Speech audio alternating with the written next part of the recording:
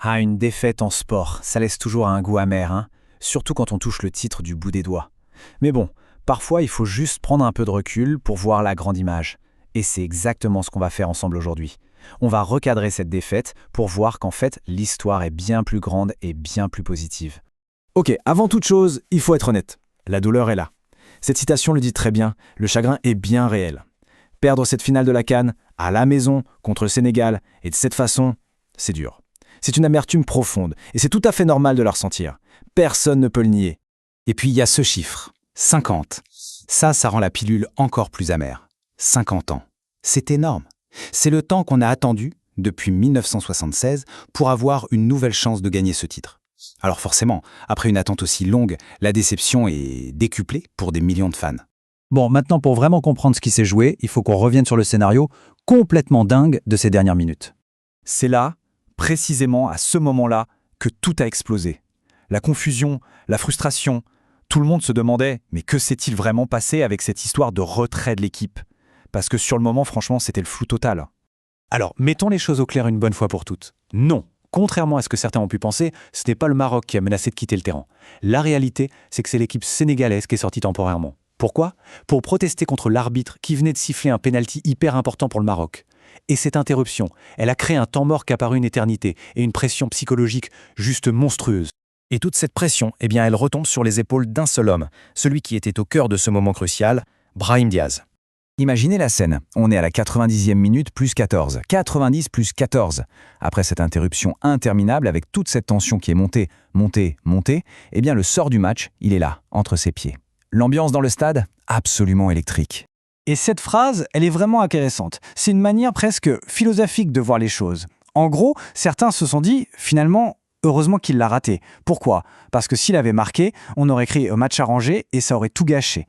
C'est une façon de trouver un sens, de rationaliser une douleur qui est juste immense.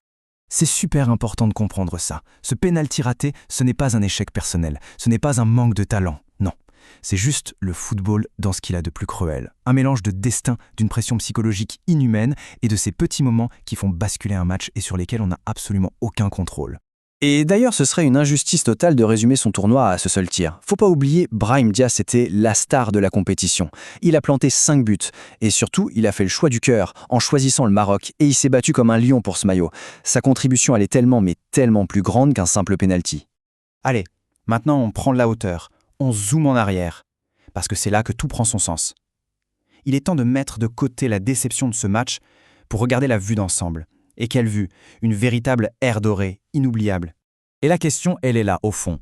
Est-ce qu'un seul match, même s'il fait très mal, peut vraiment effacer des années et des années de succès, de progrès juste spectaculaires ? La réponse est évidente, non. Soyons très clairs là-dessus. Le Maroc n'a plus rien à prouver à personne. La force de cette équipe, elle est indiscutable. Les résultats sont là, noir sur blanc.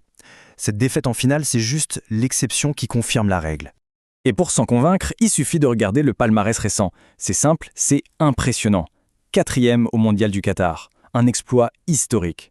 Médaille de bronze au JO de Paris, champion de la Coupe arabe, double vainqueur du CHAN, et je ne parle même pas de tous les titres africains chez les jeunes. C'est ça, la définition d'une nation qui domine son sujet dans le foot. Alors qu'est-ce qu'on retient de tout ça ? Un seul message, la fierté. Il faut relever la tête, parce que cette équipe, elle fait partie de l'élite mondiale. Point. La meilleure façon de voir cette défaite, c'est peut-être comme ça. Un trébuchement douloureux. C'est le mot juste. Ce n'est pas un effondrement, ce n'est pas la fin d'une époque, c'est juste un accroc sur une route pavée de succès. Alors oui, le chagrin est légitime, mais il ne faut surtout pas tomber dans l'autocritique excessive. Et tout ce succès, attention, il ne sort pas de nulle part. Il est bâti sur des fondations ultra solides. On parle d'infrastructures de classe mondiale, d'une génération dorée de joueurs qui n'arrêtent pas de se renouveler et d'une réputation internationale qui force le respect. Bref, c'est un succès qui est fait pour durer.